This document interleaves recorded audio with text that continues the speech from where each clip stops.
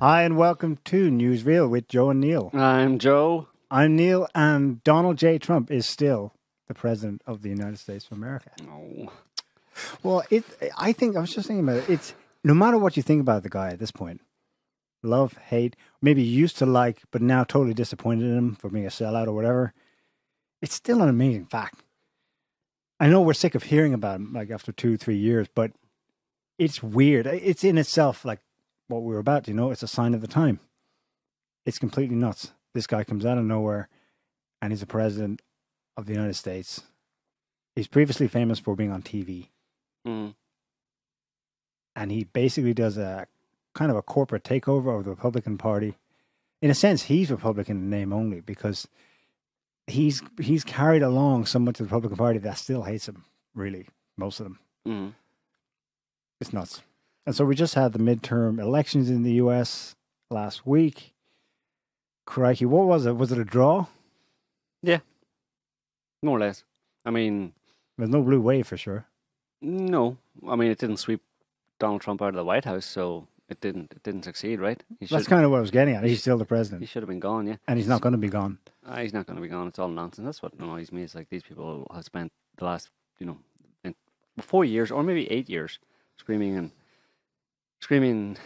at the sky and dyeing their hair an ever more angry shade of red because of Donald Trump, and it'll all be for nothing, absolutely nothing. I mean, of course, they'll justify to themselves that it was that checks and balances and it kept them in line and all that kind of stuff. And kept fascism at bay.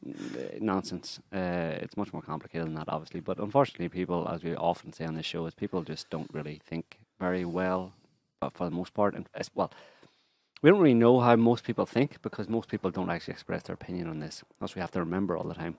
We have to repeat it to yourself and to other people regularly, is that the stuff you're seeing happening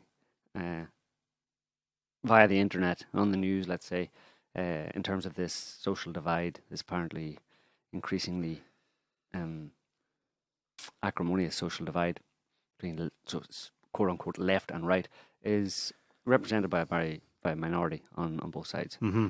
But someone is trying to present it as if it's to the rest of the people, the vast majority of people, as if, no, this is what you think as well. You're on one side or the other. They're trying to...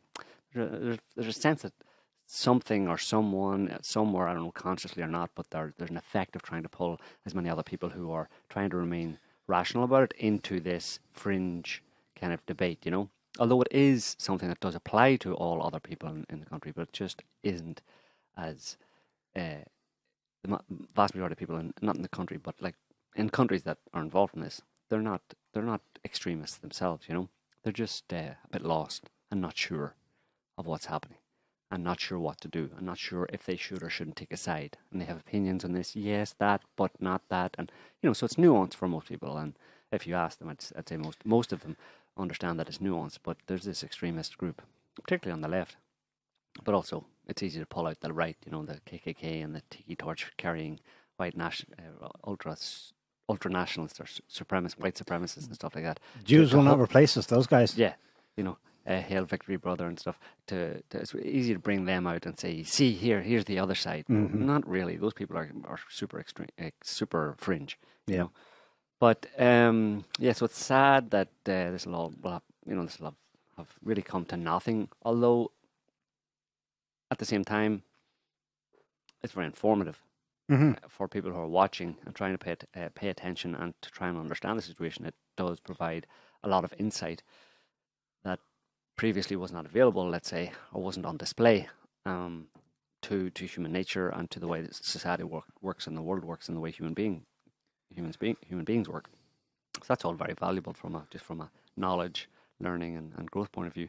But no blue wave, and it really, the gains they made was like, it's almost like, they lost a lot of seats in the midterm elections under Obama's 2 terms, the Democrats did. Yeah. So this was really just recouping some of that.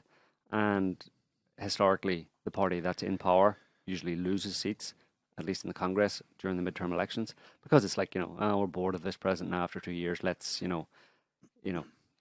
let's push back type of thing, Well, my read on that is that there's disappointment Yeah. that the things the candidate for president said he wanted to do when he got in, he doesn't do. And it's for whatever reason, he never meant it, or he's hamstrung for whatever set of reasons. And then there's a rebound, right? Well, here, someone else will get something done. In this case, I'm not so sure what you said there's a lot of confusion, but the Democratic Party ran on one thing, although that's not necessarily why they were voted in as a whole, why their candidates won in every given race. But their leadership's very clear. Their priority, they announced after the results came out Wednesday, was to get Trump's tax returns. In short, to get Trump. Right. If you look at the actual issues in places where a lot of Democrats won, it was because Trump wasn't mentioned. In other words, in those cases, it was not what the whole event was characterized as, a referendum on Trump's presidency thus far. No, it was about local issues. Right, which it is for the vast majority of people. But the Democratic Party is like, it's just AWOL about this at its leadership level. They are totally obsessed with get Trump, get Trump. Yeah. And they probably think now they're confirmed that their strategy is correct by retaking the lower house. Yeah, well, it's totally disingenuous on their part because it's pure politicking, right? Those people, the Democratic leadership, don't actually mind Trump at all. They don't really think he's a serious problem. They understand him much more clearly than they let on.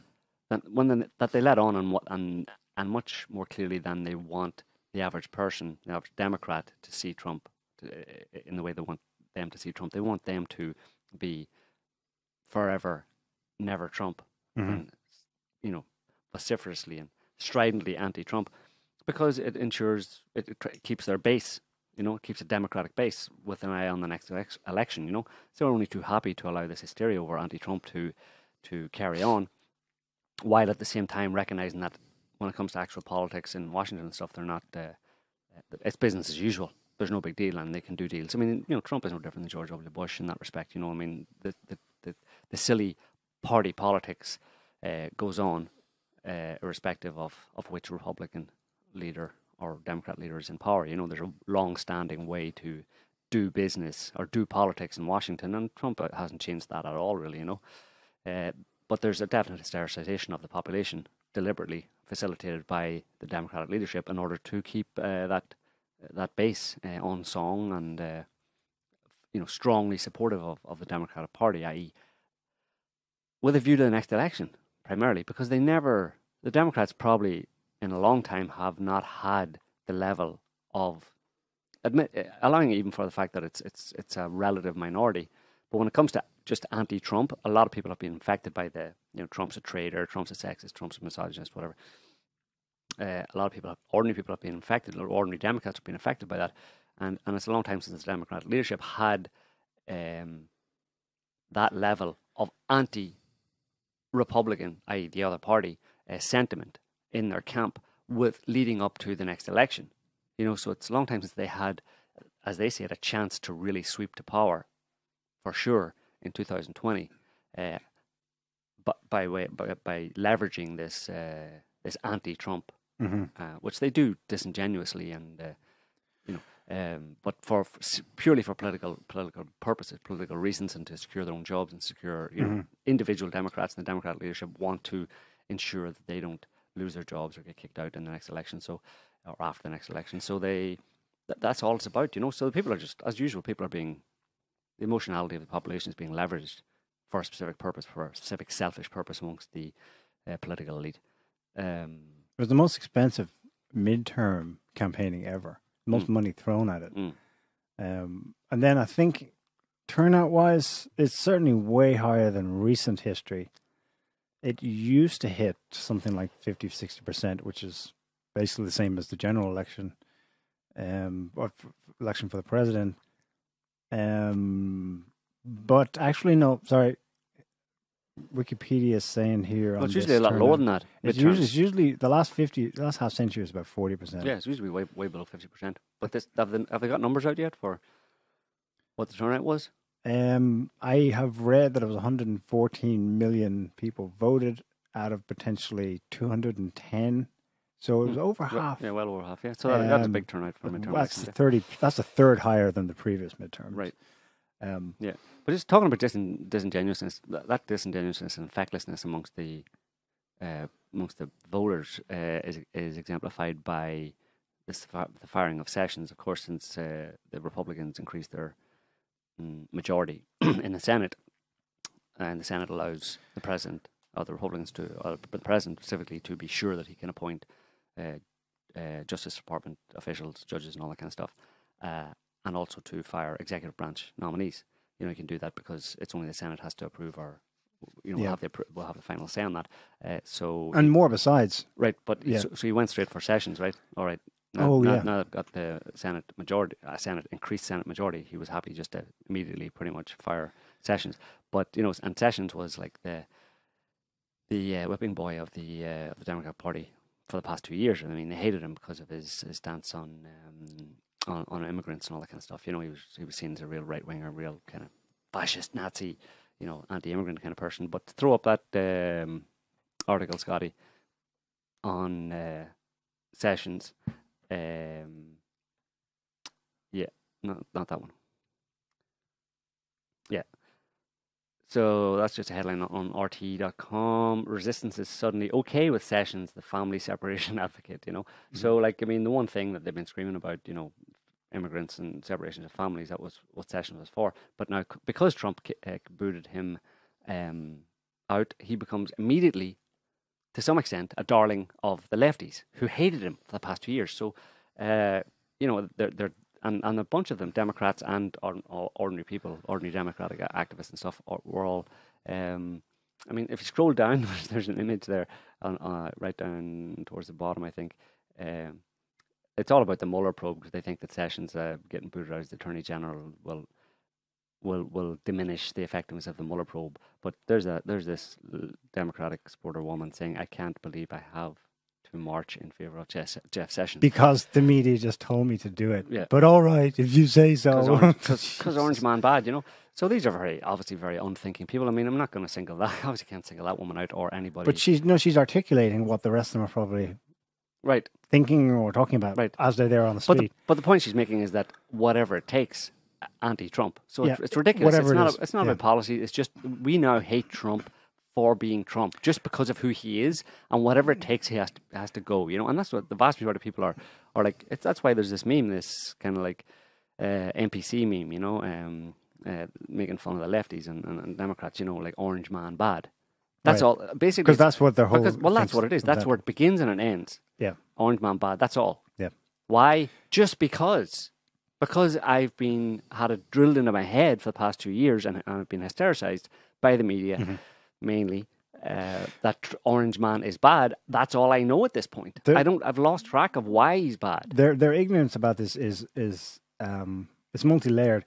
It's ironic because Sessions has just been fired like within hours of basically the results coming out. That's obviously Trump has basically announced months ago he's spoken bad of Sessions for a long time in interviews. Is obviously was going to do it, and he chooses right after the election to do it. Obviously, so that it wouldn't colour Republicans' chances beforehand, show of unity and all that. Boom, the results come in, you're fired. And they're screaming, "Oh God, that means that the one protection we had," what he's doing, he's going for the Mueller investigation. He's going for the jugular. He's trying to get the Justice Department, and he wants a new AG in there to protect him against. Well, yes, that's definitely Trump's motivation for doing so. To get rid of the Mueller probe. Because what's the Mueller probe about? How is Mueller probe is about Russian collusion. Yeah, and it's the one means of holding a stick over Trump for eventual possible impeachment. Never happened, but it's all in their narrative, right? But Sessions is the guy that actually, as soon as he was nominated AG, recused himself from anything to do with Russiagate because he had campaigned on Trump's behalf while he was running for office in 2016. Mm-hmm. So Sessions was actually their guy by doing that from the outset. He was not a Trump ally. He gave free rein to the Mueller probe, basically. Exactly. He wasn't going to stand in the way of it. But the Mueller probe, where is the Mueller probe? It's nowhere. It's based on, people seem to forget, Mueller probe, it's the same as Orange Man bad. Mueller probe is now just like, get Trump probe. Get him on what? Don't know. Mueller's like this guy who's out to get Trump, and I want to get Trump and remove him by any means possible. And Mueller is like, Mueller's like the guy who's going to get Trump. For what? I don't know. Just all I know is that Mueller's the guy because Russia, and they completely forget about the fact that the Russia collusion business has been completely discredited and dismissed as absolute nonsense. Yeah. And they still want Mueller to do what? There is nothing. Oh, well, We go back to a few years. The party leadership said it. They want, now we're going to get Trump's tax returns. Right, tax returns, whatever. And there's been nothing in his tax returns. This is just perpetuating a load of nonsense that'll produce nothing except a load of sound and fury for 4 years. And they'll be happy about it because they're idiots, I said, go back to a couple of years or a year and a half ago, CNN producer coming out and saying, yeah, remember that term? The Russia investigation thing is a what? Big? Nothing burger. Nothing burger. A year and a half ago or more. As soon as it came out, it's a nothing burger. There is nothing there, they said. But CNN hasn't shut up about it for the past 2 years. After admitting that it's a nothing burger, they harp on about it. How can you have any respect for people who do that? And like talking about CNN, Jim Acosta. But he was actually shut up. He was told to shut up, but he had to be told to shut up at the press conference after the midterm elections. Trump had to tell him to shut up about the Mueller probe because that's the first thing he went for. And that's been discredited. That's an attack on the press. Of course you attack the press when they talk a load of shit. Yeah. When they make up patently false allegations and put them out there as a very important question, prefacing as he did with, I want to challenge you, Mr. President, on the Russia thing. Fucking what reality you live in, you asshole? Get out of here. And we boot him out. And yeah, boot him out. He's an idiot. He's wasting time, wasting people's time, and is clearly part of the campaign to hystericize people in America and to divide people, to create divisions in society. The thing that they accuse Trump of doing. When you have CNN and people like Jim Acosta doing exactly that in front of everybody, in front of the world's cameras. Yeah. It's clear that he's the one who's doing it, and CNN the ones who are doing it. And in the same breath, they turn around and accuse Trump. And in fact, that's what he was doing. I think when Trump told Jim Acosta to shut up and said he was a horrible, terrible person, and then went to the next guy, another guy, not from CNN, but defended Acosta and proceeded to ask a question about or challenge or accuse Trump of dividing America. That was pure gold right there. She had one CNN reporter clearly engaging in divisiveness in terms of pursuing a line of questioning that was divisive for the American people in general. And not based in fact. And when Trump told him to shut up, the other guy comes on, defends him, and accuses Trump of doing what Jim Acosta had just done. Yeah. That's how ridiculous it is. And it's there. There's no question, but that's not my analysis of it. It's obviously that's what was actually happening. Yeah. Yeah, and they just, it's a beautiful setting because it's, a microcosm of what's going on at the media level, at the level of information nationwide, what took place in that room in the East Wing of the White House. If the two guys, not necessarily, there was nothing planned about it probably from their perspective. One naturally defends Acosta right after, takes the same line of questioning because they both have the same worldview. They're both ideologues, or they're both saturated with a certain mindset. Right. And they firmly believe that what they're doing is right. And that they cannot see it. You're literally looking at people and how human beings, when they have so much information available to them, accurate information, they cannot see, and they continue, and they drive. There's nothing to stop them. The only thing that stops them is, again, in that microcosm, what CNN and the rest of them are harping on about nonstop for 2 years now is freedom of the press and attacking the press. Right. The only thing that stops them is to physically shut them up and take take away their press passes. Well, there's this idea that's been around for a long time of the world is so complex and we only see maybe 1%, or I don't know what figure they give. It's obviously a made up figure anyway, but it's a very small percentage of the actual information available around us. In terms of the empty space and stuff, it's made of molecules and atoms and all that kind of stuff. That we only our eyes only perceive, like say 1% or 10% or whatever it is of the actual information in the world around us. Well, it's got so bad today that a lot of people only see about 1% or 10% of the information that we can actually see. So people have blind spots and massive blind spots, and it just gets worse and worse, where they start to just they block out, they just dismiss. Yeah. It's almost like they don't actually see it. And of course, when that happens, there's a fine line between saying that, explaining it in terms of people's ideologies and their beliefs and all that kind of stuff, and how they just reject information that doesn't agree with what they believe. There's a fine line between that and saying that that's the reason why that's happening, or positing some kind of a conscious conspiracy theory that the person is consciously doing this. Now, for most people, I don't think that's the case, that they're consciously doing it, because human beings are fundamentally just, they're very mixed bag. They're not very objective, not very perspicacious, let's say, as a general rule.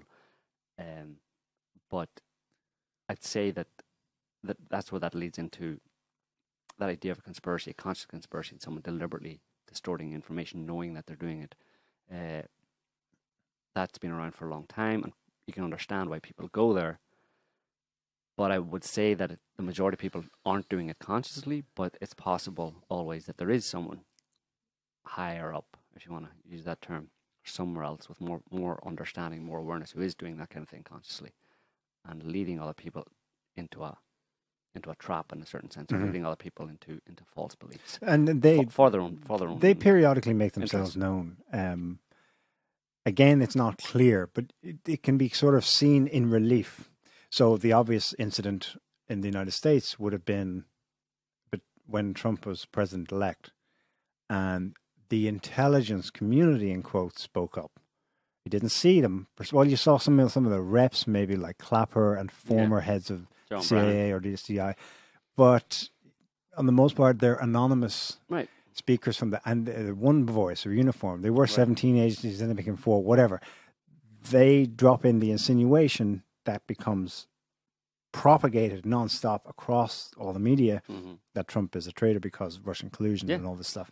And that's when you get a periodic, pretty solid evidence. It's still abstract and it's still not 100% clear, but it's pretty solid that there's a conscious conspiracy, because those people knew. We've had plenty of analysis of what information they have made available, what's been discovered through FOIA requests, that they knew they had no evidence to make the claims, which is why they couched it in terms of, well, we're not saying that he is a Russian agent, but this is something Russia would do, try to interfere in our elections, try to cause doubt and division within our society, etc., etc. So you do get evidence of it being consciously directed. And these people have clout, whoever they are. It's what's part of what's weird about it. In other times, in other societies, when people kind of act and speak things that they think the leader wants to hear, it's more clear cut. So they're following a leader. A historical example everyone knows about, obviously, is Hitler or Stalin.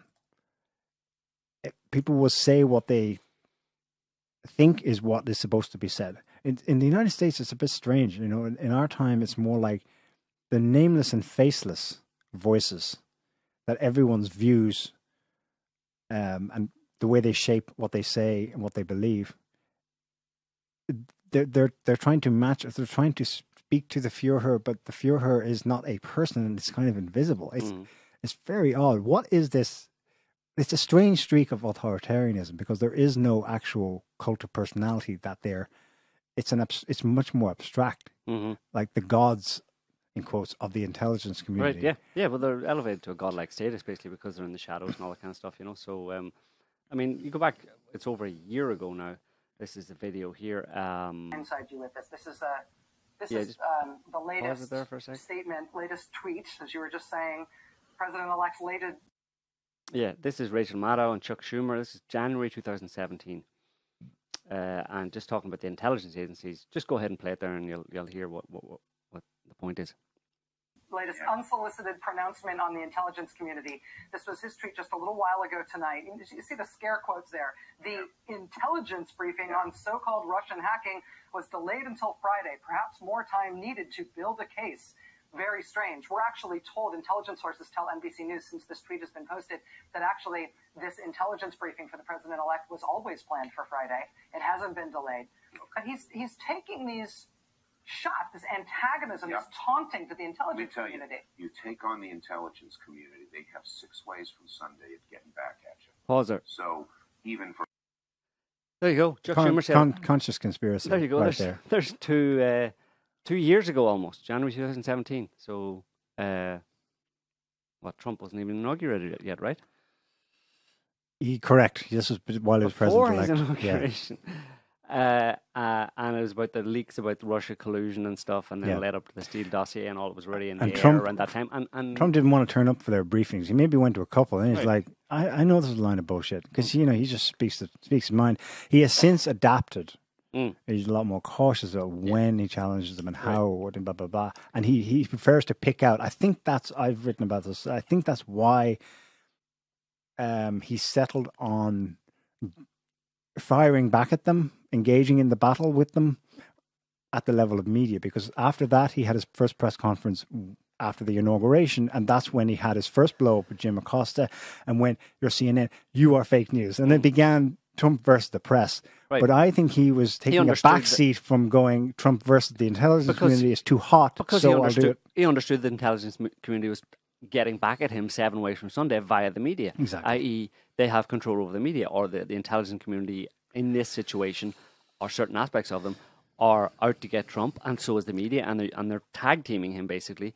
So he decides not to respond to them directly. But I mean, before Trump is inaugurated, Chuck Schumer makes it clear. He wasn't the only one to make threats on air. Yeah, there's 7 ways from Sunday getting back at you. And so what has happened in the last 2 years? Well, that's those 7 ways from Sunday that the intelligence community has been getting back at Trump. For what reason? So then you have to then investigate what reasons, what motivations, what ideology drives the US intelligence community, i.e. the CIA. What is their historical remit? And that gets us into nationalism versus globalism, because the CIA has been an agent of globalism since its creation. It has been on the front line, pushing American exceptionalism and globalism, i.e. the spread of American influence around the world, ultimately at the expense of the American people. Using an expanded definition of what the US national interest is. Right. And just to show you how this problem of nationalism versus globalism has spread across the water, and how nationalism, as everybody knows now, quote unquote, that nationalism is a bad word, and it's associated with Nazis and white supremacists, right? That's what nationalism is about, right? You know that now, right, as well? Yeah. You know that for sure, right? Why? Well, you know it because that's what you've been told. Right, okay, everyone knows. Everyone knows that. Go to the BBC front page today. Front page today. Oh, look at that lovely man on the front page. It's Emmanuel Macron. And a big headline saying, Macron rejects nationalism on Armistice Day. Just click on that link, and we'll just go down a little bit, where Macron says, don't play the video.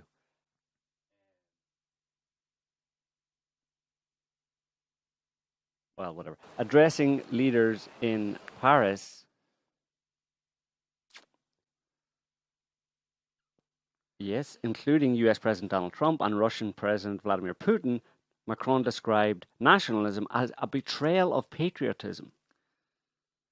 He says, by saying our interests first and never mind the others, you stamp out the most precious thing a nation has, its moral values. So, and then further down, it's, it says running, hang on, keep going down to the bottom.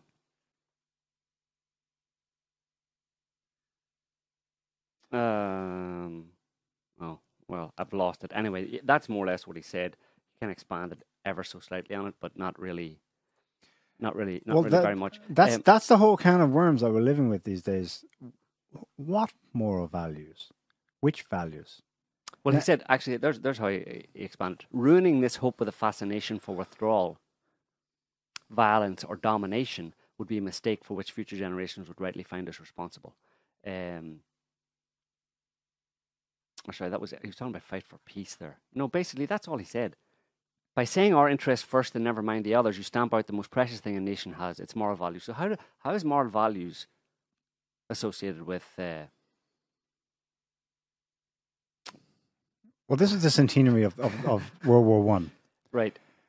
And as everyone knows, in quotes, World War One was because nations fought against each other, right, for hegemony, for coming out top. Right. Therefore, nationalism is bad because it creates World War Ones and twos and possibly threes. Right. That's what he's trying to say. No, it doesn't, though. The big things he's leaving out, which really, it's taken 100 years actually for this basic truth about World War One to come out, is that the specific nations central to that war and which came out on top after it, are the ones that created globalism. Mm-hmm. So when you're on his side, globalism, you're on the side of the specific nations. Right. Who want to dominate the world. That want to dominate the world then and now. Right. So nationalism is bad. Macron's correct. French specifically, British specifically, and American specifically, as they're used as the globalist engine. But nationalism is a dirty word. It's the opposite of globalism today. Right. As under Trump. So Trump has redefined or defined it as it was originally meant, the idea of or the dictionary definition of nationalism, which is, as Macron just said, our interests first.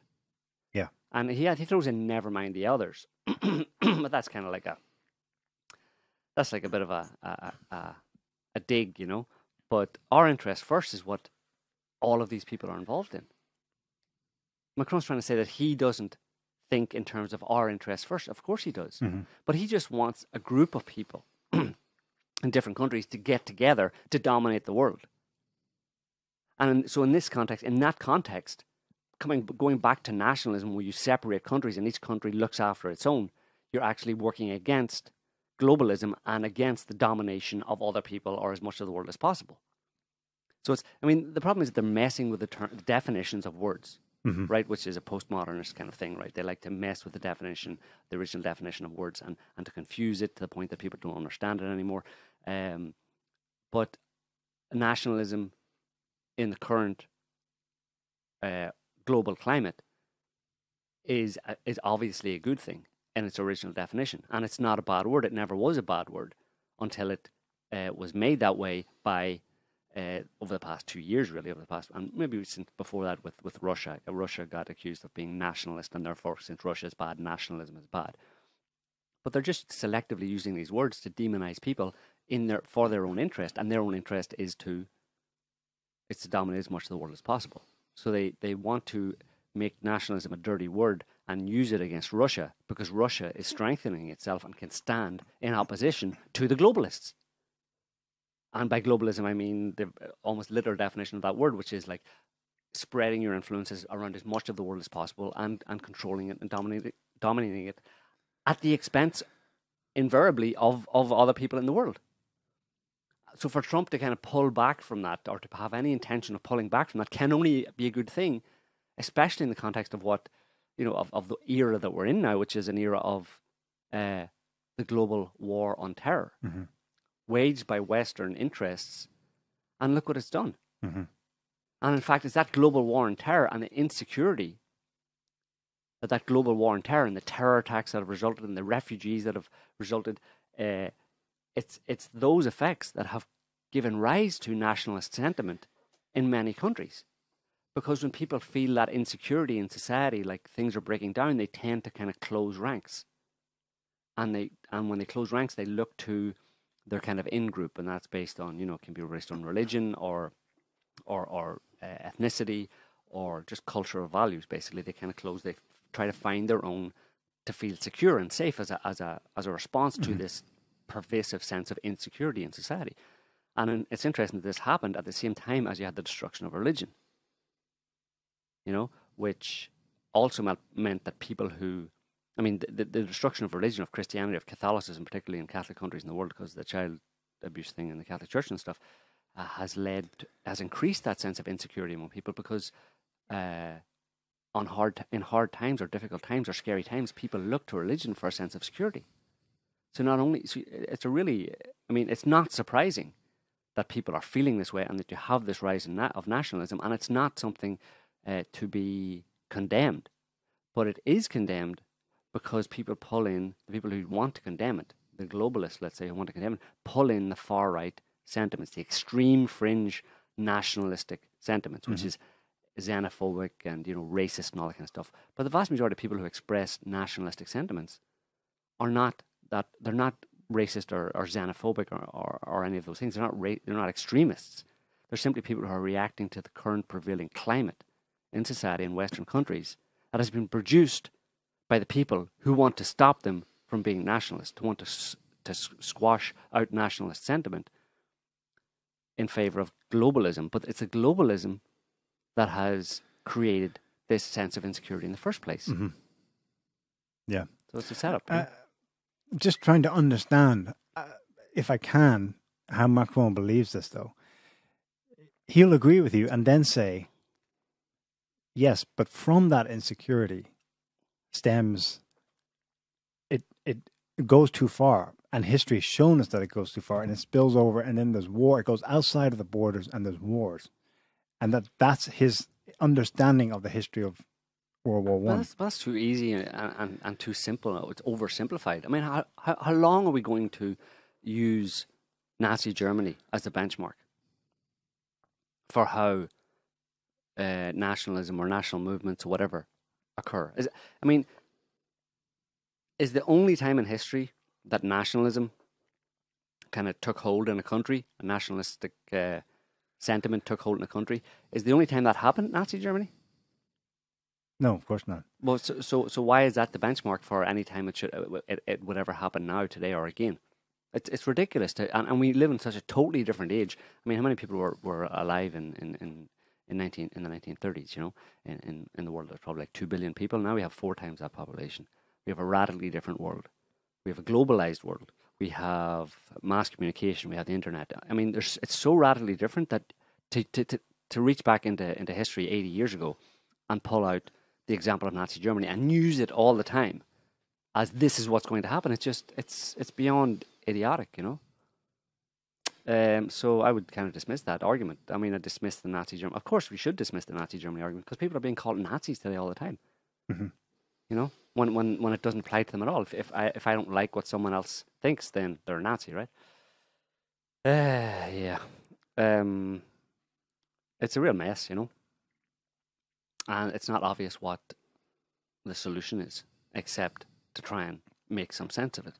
When you've got a mess, you don't just double down on it and run with the latest catchphrase, and get out in the street and protest about something, anything type thing. You stop, you take stock, and you say, things are a bit hysterical right now. Things seem to have gone a bit crazy. Maybe we all shouldn't be out in the streets, or we shouldn't be encouraging people to get out in the streets and start shouting about this or that or the other. You know what I mean? But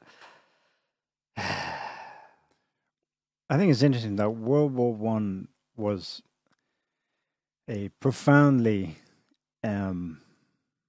changing event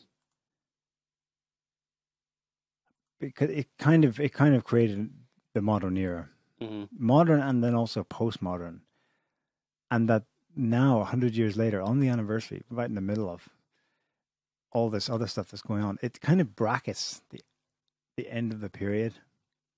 We're not quite out of it yet, but it's the war and then this 100th anniversary of it. It's kind of a discrete period in history because it radically changed the world then, and now we're seeing it happening again. And Macron and the others are trying to use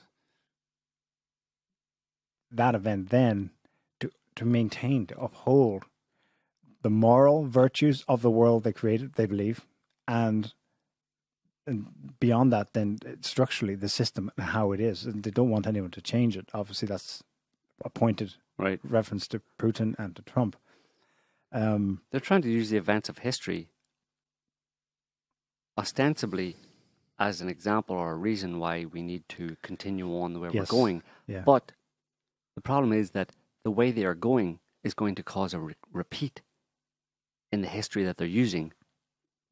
Possibly, yeah. To it's possibly going to create, or it's like there's a good chance that it's going to create something similar to the kind of chaos that he's holding up as an example of why we shouldn't change anything, how we should stamp out these kind of nationalistic sentiments. Mm-hmm. I mean, it's completely inverted. It's so conversive that it's there are incredible parallels that can be drawn, but they're not the one Macron's making. The very simple general observation to make is that World War One was a European war, primarily on the Western Front, primarily on the border of France and Belgium, primarily between Western Europeans. Right. There were skirmishes and battles. Russia got involved for a while. Russia got involved. That's a fascinating story in itself. That completely destroyed that country because it gave rise to the Bolshevik Revolution, a bloody civil war. Which may have been one of the goals. Hard to say. I've read a few histories on it, and there were amazing things that came together. It's a fascinating story. But anyway, the net effect was Russia was knocked completely like had whole parts of the Russian Empire lopped off. Devastating revolution, devastating civil war. Well, it's separate, and it separated the world then. That was the beginning in 1917, the Bolshevik Revolution, and yes, Soviet Russia. Separated along these grand ideological terms. Right. That are coming back to haunt us now. Yeah. But I want to finish my center point. It was a Western European war. There was a big war in Turkey because a big motivation for why the war took place can be read and seen in the subsequent history. What became the part of the world that everyone has fought over in the 100 years since the Middle East? Right. What had been the status quo prior to World War One? 400 some years of the Ottoman Empire. It had its good moments, its bad moments, its ups and its downs. But as a general point, it was basically a stable unit, and that was breaking down, and there was a scrap in Europe to take advantage of it. Germany wanted to build a railroad, the Berlin to Baghdad railway, and they were in the process of doing so. Oil was coming online, the importance of oil. A pile of it obviously was discovered in the Middle East. The British were like, no, we're going to control that. So it was a big spat between Western European powers. That's the basic point. It was a world war. Now, World War II was more of a world war. There's an Asian war going on there too. Japan, not a Western European country, but ironically one that had been trying its hardest to become one, totally aping the European system, right? For about 100 years before that.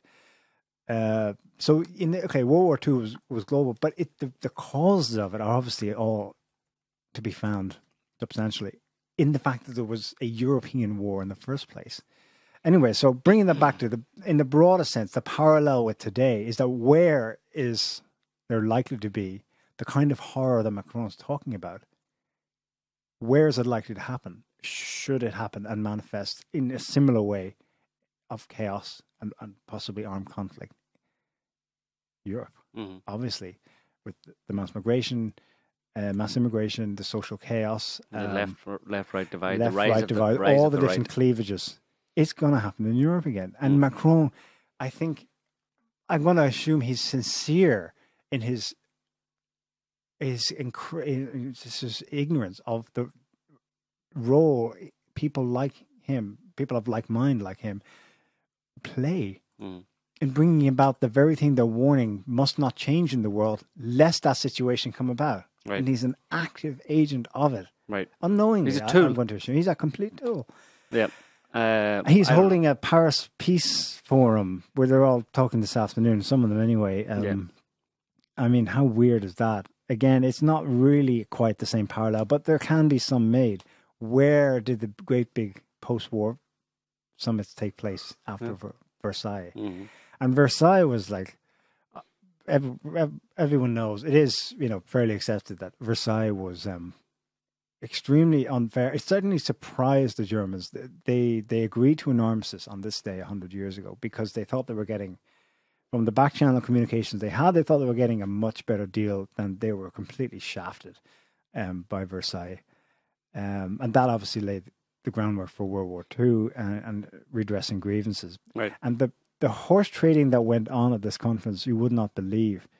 It was the first time the the political and the level of discourse had already changed. So they were no longer, this would be outside of the 19th century now. We've moved beyond that. They were no longer the Europeans primarily, but then the Americans too, when they started going imperial. They were no longer talking in explicitly imperial terms. They used to be totally frank about, well, we're going in there to take the stuff, and because those savages don't know how to rule themselves, but we're going to give them the benefits of civilization. That's how they openly, on the media reported it, and that was, everyone knew that. That was, at least that was honest. But then they said, oh, well, all that's changing. What motivates us now is the rights of small nations to determine their own destiny. Then we're going to give the world democracy so that they may be free. So they developed a new discourse, but they behaved precisely the same. And the horse trading that went on, you take this country, you have that one. They were exchanging. Obviously, Germany, which had colonies in the Indonesia, Africa, and elsewhere, they were carved up. And France, primarily France and Britain. That's what Versailles was about, carving up Germany's colonies. We'll take that. Thank you very much. And it was one of Hitler's beefs in the 1930s. He was trying to negotiate with them and saying, can we be compensated in some way or have some of our colonies back? Because we see you guys, you're talking all this talk about people's rights to self-determination, but we can see that your behavior is precisely the same as it was before. So wink, wink, nod, nod. Can you compensate us? Because we need, as we see it, we need resources, land, people. And that's where Hitler developed his whole Lebensraum thing. Well, if we can't get the colonies, like we're entitled to because we're part of the Western European global club, well, then we're going to just take it from around us and spread it into the East. That's where that idea came from. Yeah, so that's what a lot of it comes down to. The gap or lag between what I'm saying I'm doing and what I'm actually doing. And it's a fundamental lack of ethics, morality, that this tosser talks about here, has the gall to talk about, which is just AWOL in the West. It's not completely AWOL. It is present, and it's the powers that be, the established ideologues feel the pressure of. That's why they hate nationalists, because nationalists tend to be riding to success because the people are so sick of it. They are actually looking closely and trying to gauge, is this candidate actually sincere? Is he going to say what he means he says? Is his words going to match his actions? And that's what's going on in elections all across the world right now. They're trying to gauge who is sincere and who isn't, which is great. And that's also what's terrifying, these ideologues who are so accustomed to lying through their teeth and doing the opposite. And it's this profound lack of ethics in the West that maybe will change. Maybe it won't. Maybe it'll all go up in flames before that can happen again for the third time in some horrible conflagration. But it's the kind of black hole at the center of all of this. The thing that Macron is putting up on a pedestal today, moral values. Where are they? That's what people in the West are clamoring out for. Can you please bring some into this? That's why there's a cultural war going on, war of values. But then what do you define as moral values? What's morality, There is a difference among the differences among the average person in the street. What moral values should be prioritized, let's say, and that gets back to that book we keep referring to by Jonathan Haidt about the kind of the taste buds and the foundations and stuff that people base their morality or the worldview on, and people, I mean, there's no explanation to it other than it's inborn, really, into different types of people, that some of them value authority and loyalty and sanctity, that would be conservatives, along with the other ones of care and I can't remember the other ones, but primarily the other type, the lefties, people who tend to be lefties, value the care foundation much more. So they're anti-oppression and caring for other people, and they value justice much more than and they're far more authority and sanctity. They're open. They're openness. They're open to experience and all that kind of stuff. Ideas, which is understandable based on those foundations. Which is necessary. If you value authority and sanctity, they're fairly permanent things. You don't want to go changing them. You don't open yourself. Let's experiment with having no authority and no sanctity, for example. But lefties would tend to experiment. Yeah, but why do we need government? Why do we need religion? Yeah. Why do we need an idea of the transcendent? But I think we were talking about earlier on that the fact that one of the things that, or I mentioned earlier on, and we were talking about it previously, about how the doing away of, for example, the Catholic Church, or the destruction, let's say, of the Catholic Church to a large extent, people not practicing anymore, and a general movement away in the West from religion, has left a fairly large vacuum in people's lives. And even the people who reject it, who say, I'm never going to mass again, religion is terrible, religion's evil, those people have as much a need, it seems, for some form of some sense of a transcendent morality to guide them in their lives as the people who adhere to religion, But what has moved in the place of the destruction of the Catholic Church, let's say, in many European countries, or the massive decrease in attendance rates and the general movement away from religions in the West, that has been replaced by a new secular morality. But of course, that's a discussion for another day as to whether or not secular morality can actually fill the place of a transcendent morality. Certainly, if you look at the kind of secular morality, basically is based on that care foundation. It's like, let's take care of everybody, let's be nice to everybody, let's remove suffering as much as possible from life. That's what supposedly God is meant to take care of you, in life and stuff. But the new modern secular morality kind of goes beyond traditional religious morality, because traditional religious morality always had an idea of suck it up, cupcake.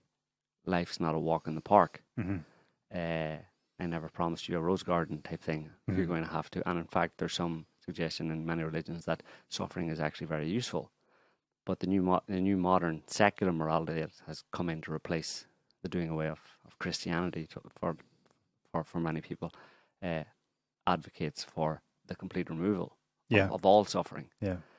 Because suffering is evil, even though they don't believe in the existence of evil. Well, they call it whatever they want. They just say that we shouldn't have to live in a world where there is any suffering. No person should be. I mean, of course, you take it to these extremes of trigger warnings, and no one should ever be offended.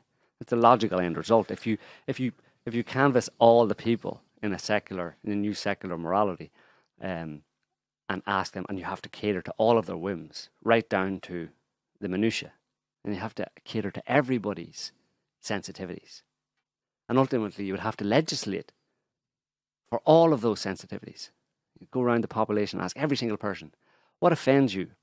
And write it down, and then pass laws that outlaw or criminalize those offensive acts or words.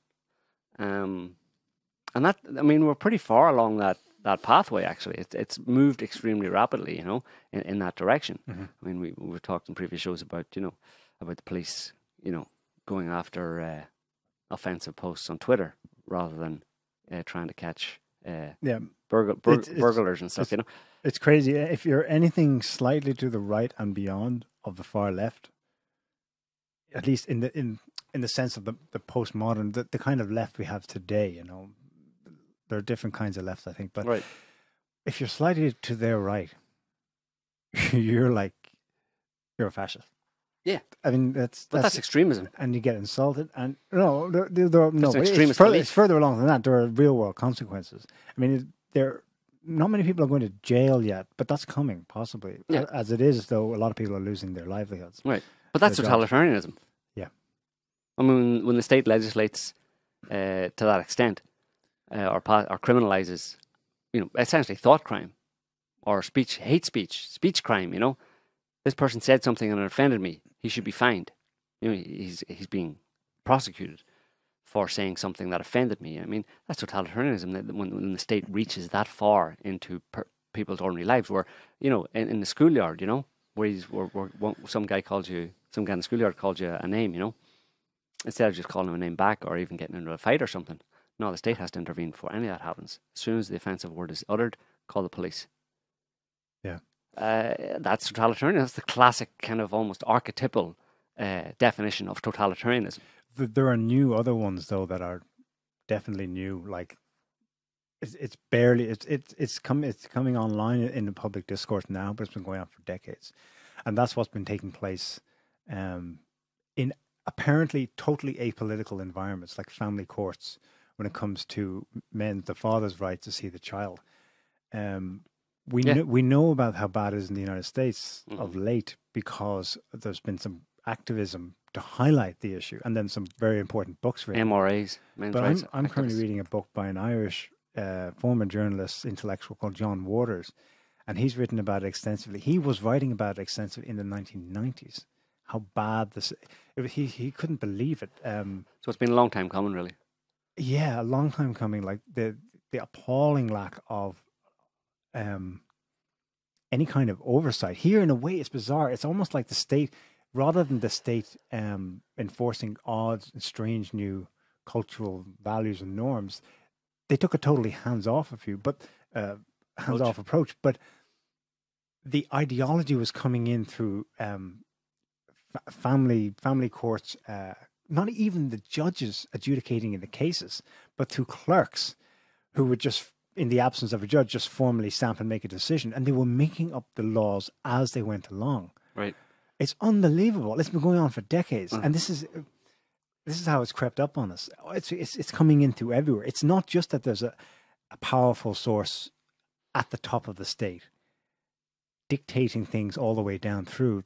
The perniciousness of this modern totalitarianism is that it's seeping out from the freaking walls and up from the ground. Well, when you said the clerks making decisions in courts, on family court cases and child visitation rights and stuff, the idea of Eichmann came into my head there, as Adolf Eichmann. Yeah, as the banality of evil. Yeah, well, the way that those mid-level or even low-level functionaries were given power, that kind of power, and they really used it, and they really exploited it, Hey, don't look at me. I was just in charge of the train timetables. Right, exactly, yeah.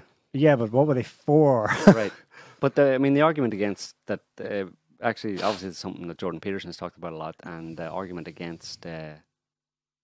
for legislating against kind of offensive words and people's speech, hate speech.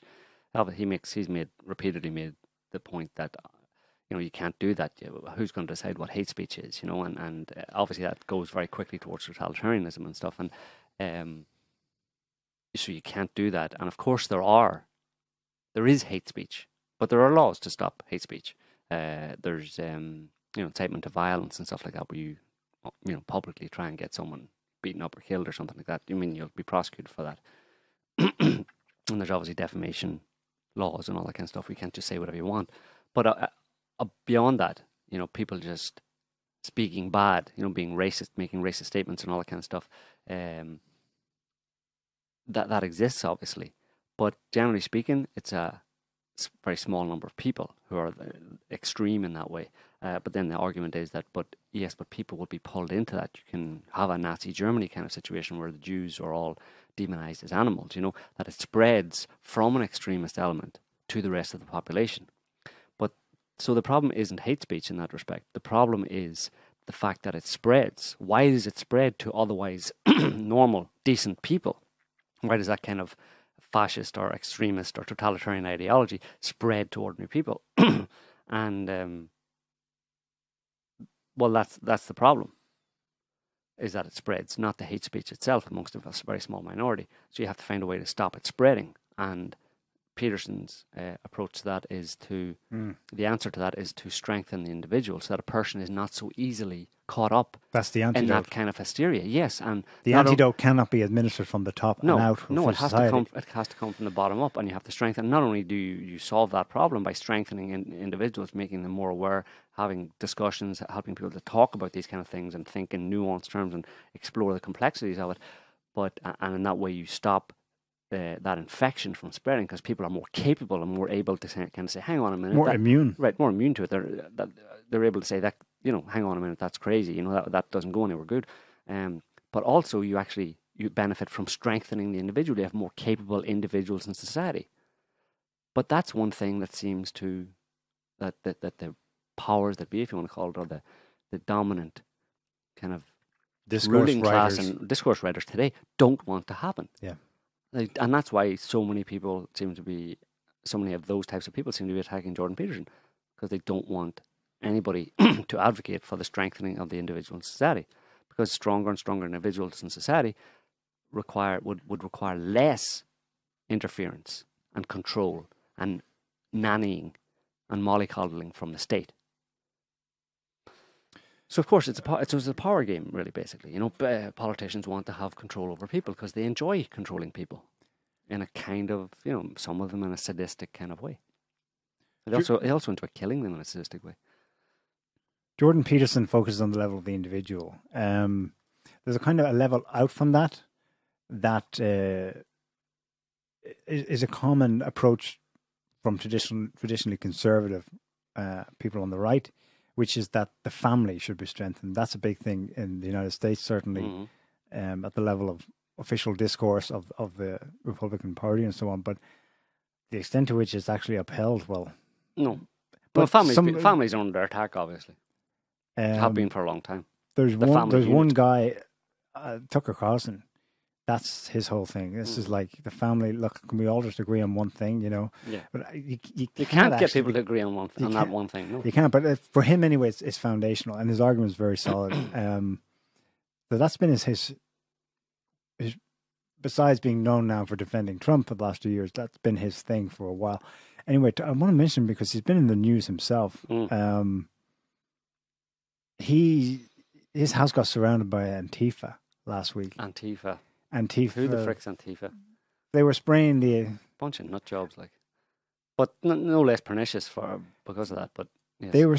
He was trapped in his house, and apparently his wife and one of his kids was threatened, or they had threatening phone calls. They were shouting outside his house, "We know where you live." Well, obviously, no borders, no wall. This is one of the things they were chanting: "No borders, no walls, no USA at all." Right, that's a common refrain. Yeah, that's been going on for Tucker years. Carlson, "We will fight. We know where you sleep at night." Well, that's obviously a threat. Racist scumbag, leave town. Okay. Now, hardly anyone looked at this in the mainstream. I mean, he's a pretty high-profile figure in the United States. It was hardly covered, apparently.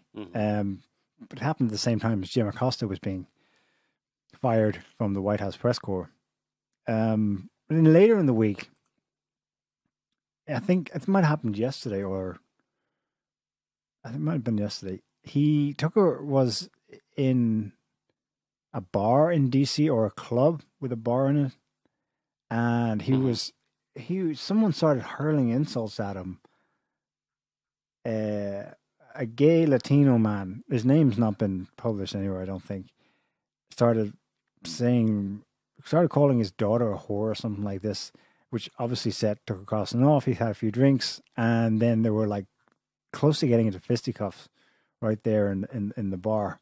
Someone recorded that on video on their phone or something, leaked it to this guy Avenatti, who was the lawyer for Stormy Daniels.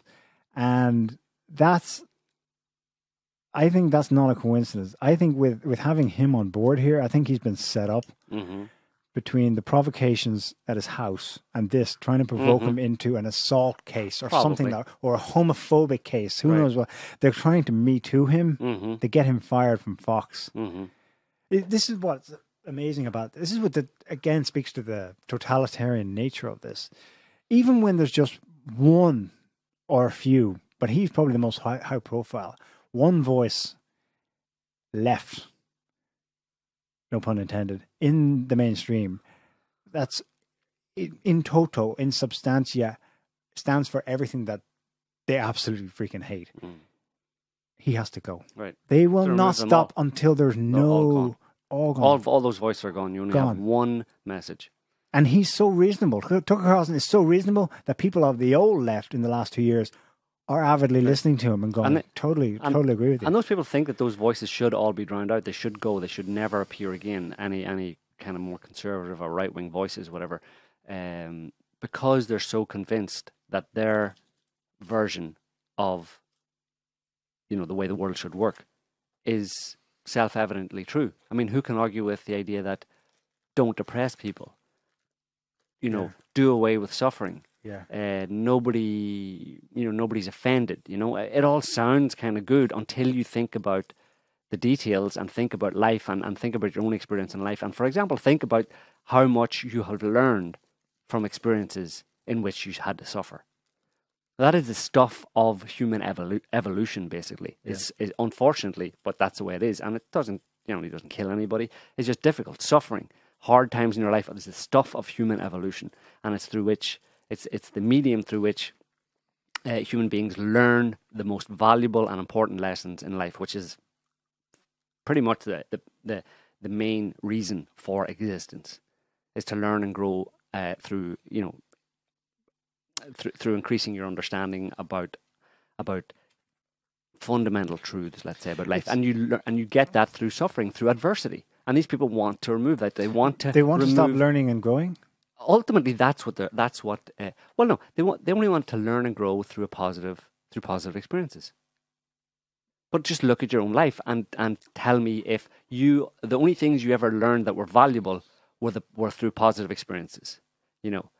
I don't know, standing on top of a hill looking at a beautiful sunset, swimming in an ocean, climbing a mountain, I don't know, on a roller coaster, whatever floats your boat. Did you learn a lot from those? And then contrast them with the difficult experience that you went through that taught you very important things about yourself or about other people in life. And usually those are the ones that were difficult and you suffered in some way. Clearly, through adversity, people grow and learn and evolve. And these people, through what they're promoting, their manifesto, they want to remove. As it's not possible for them to remove that as a thing. And what happens? I don't know. There's some weird mechanism by which, if you push for that too much, as Putin once said, the elastic comes back. The spring bounces back with all the power of the direction you pushed it in. It comes back, and you end up with massive suffering. To teach people a lesson. There's a string of events last week, probably not connected in any way with the political of what was going on in the United States, but they're kind of peripherally connected. There was another mass shooting the day of the announcement of the results, and therefore of the analysis of it and what it means. Right. Everyone's focused on it, and yet here's another bloody mass shooting. Right. This is the one that took place in Thousand Oaks, Northern California. We have an article. It looks like it was just what they reported. One guy, vet. Right. Well, look at this guy. That's the guy right there. And interestingly enough, this is weird. Yeah. If you go down, he posted to Instagram while he was doing the shooting, and that's weird. Like, I suppose he wrote, the fact is, I had no reason to do it. Hang on, he started off by saying, this is on Instagram. While he was shooting, in a break in the shooting or something, it's too bad I won't get to see all the illogical and pathetic reasons people will put in my mouth as to why I did it. The fact is, I had no reason to do it, and I just thought, expletive. Does that say expletive? Exploitative? Whatever. Exploitive. Okay. I think they meant It's supposed to be expletive. That's the journalism for you these days, folks. And I just thought, life is boring, so why not? He's writing in the past tense about something he's currently doing. No, he's writing while he's doing the shooting. Yeah, but that's in the past tense. No, he's writing that during the shooting. The fact is, I had no reason to do it. That's someone who's reflecting on something he's done, not what he's in the middle of doing. Well, who uses that tense? Well, anyway, I had no reason to do it. He's putting it out there for posterity, basically. You know what I mean? Because he knows he's already started doing it. So, but who can think like that when they're dressed head to toe in black and they're using a handgun? They say it was during the shooting, whatever. I suppose they have the timestamps on them and all that kind of stuff, but I don't know. I haven't looked into the actual timestamps. They have the timestamps of 11:24 p.m. Was that before, after, or in the middle of the shooting? The shooting was only 10 minutes long. I know, yeah. So maybe it was just afterwards or something. Okay, before he shot himself, after he shot everybody else, and before he shot himself. Okay, so we're going to put that one in the weird category. He says, but his point there is very indicative of the kind of mentality of a lot of these people who, like the chant that you just described outside Tucker Carlson's house. No. No borders, no walls, no USA at all. No USA at all. How far just destroy it all. How far is that from? I had no reason to do it. I just thought life is boring, so why not? I thought, put that to like, I just thought life is hell. Life is crap. I hate life. So I thought, why not just go and shoot Tucker Carlson's family? How close? But how do you? How is that it's not squared far. up with a world without suffering by going out and causing suffering? That's the Right. one thing I can't square with. But of course they don't make any sense because their ideology is fundamentally illogical and irrational. It goes against life itself. So of course they're going to say things that just make no sense whatsoever. But they're rational. Their bizarre narrative around that is that you have to kill all of the people that are causing the suffering to get a life without suffering. That's a first. It's yet another motiveless mass shooting in the United States of America. But it's a first in that the perpetrator, is explicitly saying, I have no freaking motive to do this. Right. I mean, yeah, that's either how far gone it's gone. So it's a progress along the devolution of where things are going, or I want to leave that open as being something contrived about that. Could be. Who knows? That it wasn't him or whatever. But talking about, I want to continue with my train of thought because that happened in Thousand Oaks, Ventura County. 24 hours later, Ventura County is up in flames. Large parts of it. It's right next to Malibu's in Ventura County. That's where the major wildfires happening right now. I noticed You've got these celebrities, big time anti-Trumpers, never Trumpers, # resistance, fleeing the homes. Several homes are burned. I think there are 2 people dead. I don't know. 25 dead. 25 dead. I think a lot of them are up in another fire, in Campfire up in Butte County. Well, but there's 2 dead I know of in Malibu. Yeah, well, there's 2 major zones. One is up there around Ventura County, not far from San Francisco, and the other one is right on the limits of Los Angeles down south. I think Ventura County is Los Angeles, and the other one is the Campfire in Butte County, which is up north of San Francisco. But yeah, it's just those 2 fires, and the first one killed a lot of people. That's the one that razed paradise to the ground. Right. 25 dead there, or 23, and at least 2 dead so far in Malibu. But how weird is that? That's right. That's Thousand Oaks basically. It's the same location. I'm not suggesting there's no conspiracy, I'm connecting the 2 because they happen sequentially. Right. And what I'm wondering is, going back to what we were thinking before, whether in this general hysterical climate of, oh no, I can't hear it. A world without suffering. Reality is saying, hello. Knock, knock, knock, and it's going to burn your freaking house down if you keep shutting it out. Yeah, either choose your suffering or it'll choose you. There's another thing that really pisses me off about this. There's some kind of injunction in the United States where whenever something like this happens, let's say natural disasters only, and not contrived issues like some of them contrived, some of them just people going nuts and shooting up places. There's an injunction against saying anything remotely political. It's always this emotional guff about America strong. Yeah, we're with the firefighters, and we're all together. And I mean, there's some room for that. That's not a bad message in itself. It's positive. It cares. It shows I care, right? It's a very liberal thing, and there's no reason why everyone can't basically get behind that. But then when Donald Trump, he releases federal funds to help the wildfire in California. But then he makes a comment. There was no reason for these massive, deadly, and costly fires in California except that forest management is so poor. Now, was he scoring political points? Perhaps he is. But there's something to be said about what's going on in California. Right. That this keeps happening. That they're torching places. The whole towns are being wiped off the map in the last few years. Okay, it's partly natural and there's nothing you can do about it, but there's clearly a lot that can be done that's not being done because there's so much freaking ideology going around about what you can and cannot say or do. Right. And the reason that hypocrisy drives me nuts, he got totally slated for scoring those political points. At a time when, it's shameful, tragedy, dangerously wrong. The president should be more presidential and more conciliatory. And he did. I mean, he was. He said, we're with those fighting the fires. It's catastrophic. God bless them all. But the hypocrisy is just... Here's what drives me nuts about it. In cases like this, you've got political messaging, no one can do it, and yet everyone's doing it. Because what is the thing they go into overdrive about? In this case, the wildfires and natural disasters, global warming. Right. Freaking global warming. They're pushing a hardcore ideological agenda. Oh, but no one's allowed to talk about politics. Right. You're all you're talking about when these things happen is politics. You're not looking at any actual real solutions. Right. How to help this place that keeps flooding or that place that keeps catching wildfires. Mm-hmm. And the other one is in the cases of mass shooting. Oh no, you can't say anything. Boston strong, America strong, everywhere strong, and God, if you will be raked over the coals if you say anything political or if you suggest the obvious, like in Las Vegas. Clearly, there's something else going on there. There were more than one gunman. What about shaming the victim? Or it's and what happens? Disrespectful. The one saying "No politics, please," launched in humongous campaigns about gun control. Right.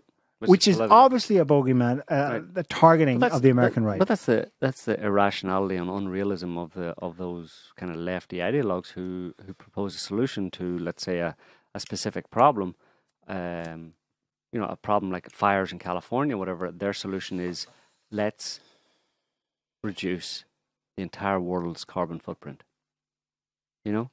It's like, while bringing in as many migrants as possible, and where are we going to put them? Let's build on to that town over there, up the hill. It doesn't matter. Just keep building. But it's completely irrational. You look at the specific source of the problem, and they keep going to like these broad scale solutions to what are specific problems. Which at least should be investigated as specific problems in the moment, in the immediate response. Like. If California's having a lot of wildfires, look at the specific reasons and look at where they're having wildfires and see if there's specific problems that need to be addressed there. But they don't say that at all. They say, let's change the world. And then the wildfires will magically disappear, or mass shootings in America. Let's take guns away from everybody and that'll solve these specific problems. Because if you look at each of the specific problems, you could try and find a pattern, or look at the details, the specific details of each of those mass shootings that have happened, and you look at each one, you try and find what is the core problem there, what was actually going on. But they don't do that, because then you get into the details and you start offending the victims' families and stuff, so you just fall back on, let's just take guns away from everybody in America. Let's take guns away from everybody in the world. Let's stop everybody in the world from driving a car to stop the California wildfires. That's a good solution, right? Mm-hmm. All those people in China, stop them driving cars. That'll stop the California wildfires. It's like it's beyond inane, I just don't follow that kind of reasoning, But it's because it's ideologically driven. Basically, it's broad scale ideology that really doesn't care. When you look at it, you have to conclude that the people who promote that don't actually care about the causes that they claim to care about, because they're not paying attention to the specific details. It's almost like they come across someone who has cancer, or something, or some ailment, and they completely dismiss, they ignore the person who's suffering with cancer, and they start, trying to ban cigarettes all around the world. That's what they do, So it's more about them and their personal belief that smoking causes cancer, and therefore when they see they're in a room with a person who's suffering from cancer, and they don't even look at them, metaphorically, and instead they go out in the street and start campaigning for ban cigarettes worldwide, and it's like, you don't actually care in any real way. You don't actually care. Yeah. Because if you really cared, you would actually do what you can to help that specific person or solve that specific problem. Mm-hmm. Do all you can. Look into it. Try and understand it. Try and find the due diligence. Do that. Thinking it through. But they don't. It's all using about reason. Because it's all about them. It's all about they're consumed with their own belief system. And that's what they're in service to. Their own belief system. Not any particular individual. Not any particular immigrant. Not any particular person who's oppressed or whatever. They don't give a shit, most of them. Mm-hmm. It's all about them. So that's why we're frustrated and with those kind of people. But there's always some comic relief in the form of topless women running at Trump's, at various... Running at cars or running at famous people's... Some famous people's thing, cars. Yeah, so Trump, as he was driving up, I don't know if he was driving up the Champs-Élysées or someone, he was driving up some road in Paris, and he wasn't, I'm not sure if he saw it, but this bunch of feminine activists, two of them, I think, ran out with their boobs on display, and they just, I don't know, they were grabbed and pulled away. They didn't really have they didn't really get much of a chance to do anything, and they never do. Obviously, they just I don't know. It's kind of like flashing.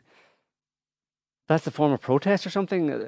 That's the story there from one website. Topless female protesters run towards Trump's motorcade in Paris. There's photos and videos. I don't know if you want to watch them or not, but it's like assault with deadly boobs or something. I'm not sure what they intended to do. It's just to be seen, to be photographed. It's just to produce an article like maybe this. That's the end in itself. They were going to wash his car or something. What I'd like to say about this is Femin was born in Ukraine. Yeah. A place where, if anywhere is going to go actually fascist, as the left describes it, it's bloody Ukraine. Femin was born there and practically transplanted to Paris because oppression. Right. They are hosted in Paris, probably, almost certainly with some kind of funding, because these people are from Paris. They fly all around the world to train activists, impressionable, probably not the brightest young women all over the place, to go and do an ape them. So Paris is their hub. Yeah. So there they are. And Macron, that's the lack of values. Macron was singularly unimpressed by naked female.